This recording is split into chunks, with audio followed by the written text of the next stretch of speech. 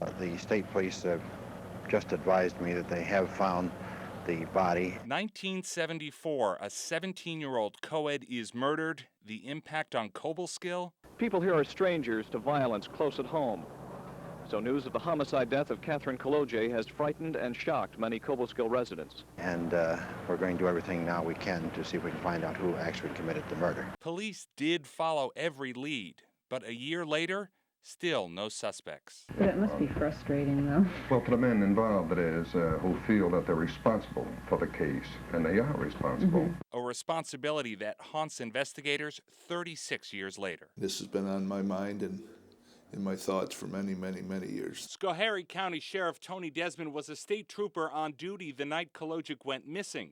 He's been working the case ever since. There's always a thought, what was missed when the case was originally investigated, and how can we find a new piece of evidence that's going to link somebody to this deed? Do you believe that her killer is still out there?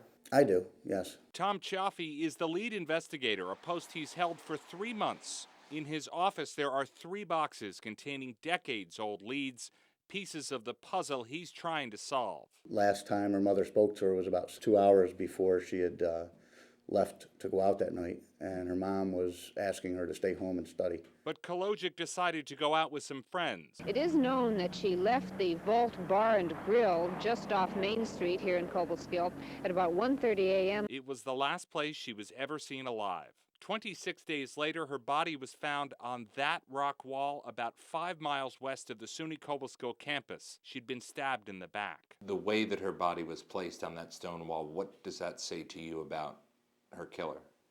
I believe the killer knew her and, in an odd way, took care of her body. She wasn't dragged down there. She was carried down to the rock wall. You all went down there, and what did you see?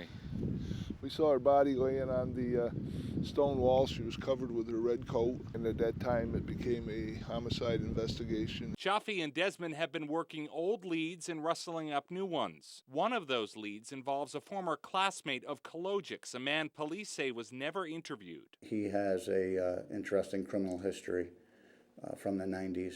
We believe he knew her. He had 2 classes, according to the registrar, that he shared with Kathy, and he also lived in a dorm adjacent to hers. Another reason for hope, and it may sound like a long shot, a killer's remorse. Maybe there's some guilt there? I think there's some guilt there. And I believe it is probably working on someone for all these years. And now is the time for that person to come forward and atone to what he did and get it settled out. Ash Reardon, CBS 6 News.